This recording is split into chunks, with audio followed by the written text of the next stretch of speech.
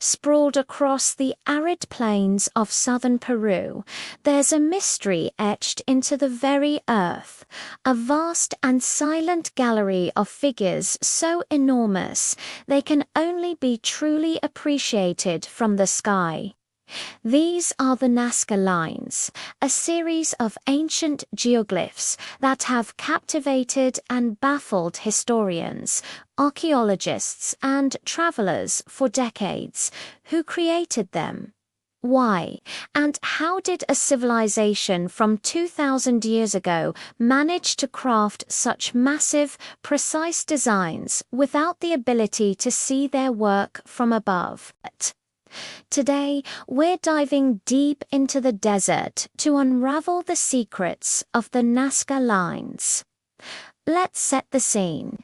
Imagine a desert landscape, one of the driest places on Earth, a canvas of reddish-brown pebbles and soil stretching for miles.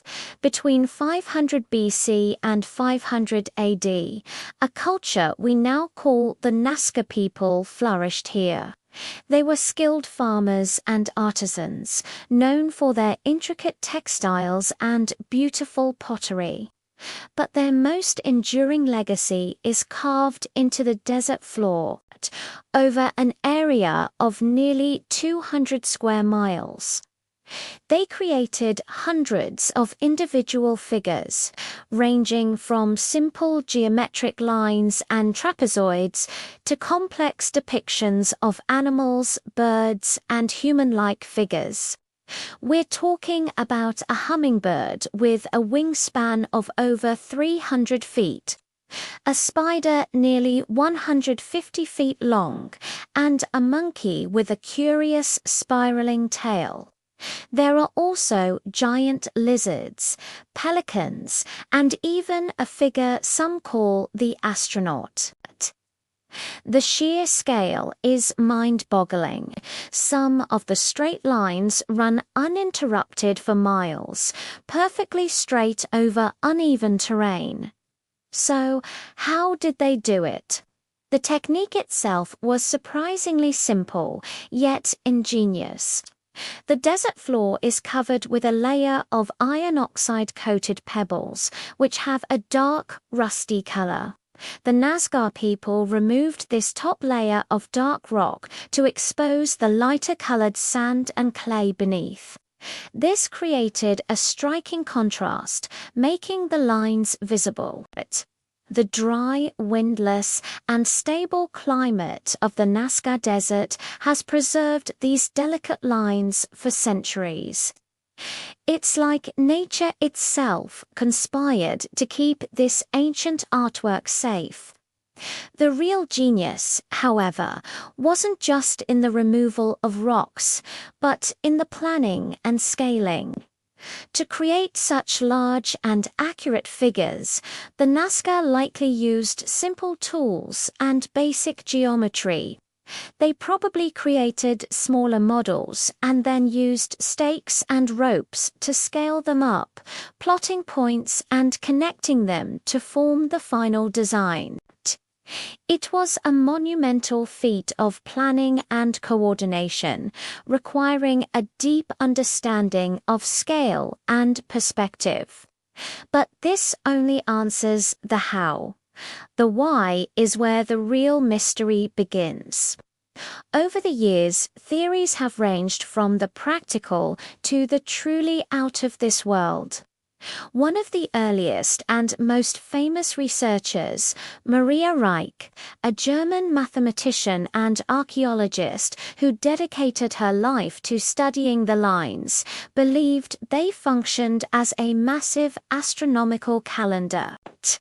She suggested that many of the lines aligned with the sun, moon, and stars during significant celestial events, like the solstices. She called it the largest astronomy book in the world. Her theory was that the lines helped the Nazca people track the seasons, crucial for timing their planting and harvesting in such a challenging agricultural environment. For decades, this was the leading explanation. However, later studies showed that while some lines do have astronomical alignments, many do not. The correlation wasn't strong enough to explain the entire complex of figures. This led to other theories. What if the lines were related to water, the most precious resource in the desert? Some researchers have pointed out that many of the animal figures, like spiders, birds, and lizards, are often associated with water and fertility in Andean symbolism. The geoglyphs might have been part of elaborate rituals to summon rain.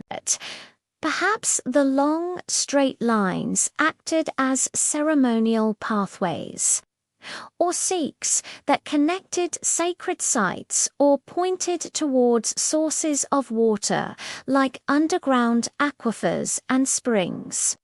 Imagine ancient processions with people walking these sacred paths, chanting and praying for the life-giving water their society depended on.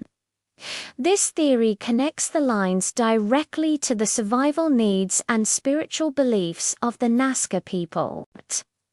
It paints a picture of a community deeply in tune with their environment, using the landscape itself as a place of worship. Then, of course, there's the theory that has captured the public imagination more than any other ancient aliens. Popularized in the 1960s by authors like Erich von Däniken, this idea suggests that the Nazca Lines were created as landing strips for extraterrestrial spacecraft. The massive scale and the fact that they are best viewed from the air fuel this speculation. The astronaut figure, a humanoid shape on a hillside with what looks like large eyes, is often cited as evidence. While it's a thrilling idea, there's no actual archaeological evidence to support it. The figures are stylistically consistent with other Nazca art found on their pottery and textiles. And as we've discussed, the construction methods were well within the capabilities of the Nazca people. For most scientists and archaeologists, the explanation lies here on Earth within the culture and beliefs of the people who made them. So where does that leave us? The current consensus is leaning towards a combination of theories centered on ritual and ceremony. The Nazca Lines were likely a sacred space, a place where the earthly and the spiritual worlds met. The animal figures may have represented clan totems or spirits from their mythology. The geometric shapes and long lines could have been ceremonial pathways walked during important rituals. The entire desert plateau might have been an open-air temple, where different groups gathered at different times to perform ceremonies related to their ancestors, their gods, and the vital cycles of nature. It wasn't one single thing. It was likely a multi-purpose, multi-generational project that evolved over hundreds of years.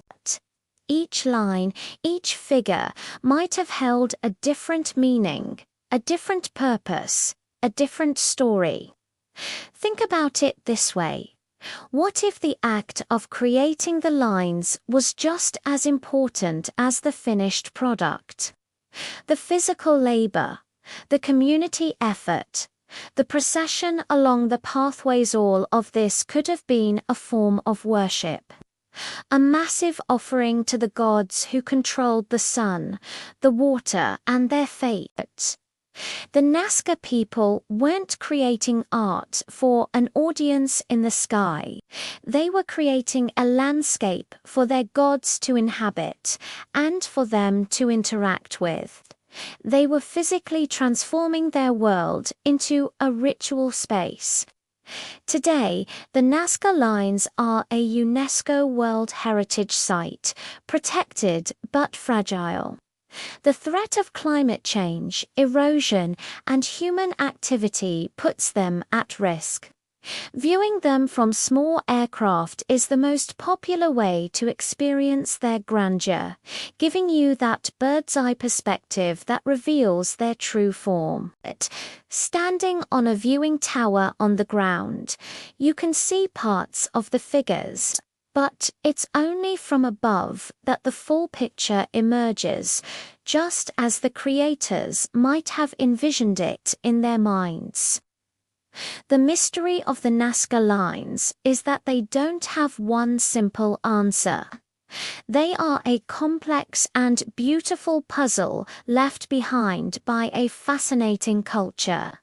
They are a testament to human creativity, ingenuity, and our eternal quest to connect with something larger than ourselves. They are a reminder that some of history's greatest secrets are not hidden in dusty tombs, but written in plain sight on the very surface of our planet, waiting for us to look up and wonder, what do you think is the real purpose of the Nazca Lines? Let me know your theories in the comments below. Thanks for joining me on this journey into the Peruvian desert. If you enjoyed unraveling this ancient mystery, don't forget to like this video and subscribe for more adventures into the past. Until next time, keep exploring.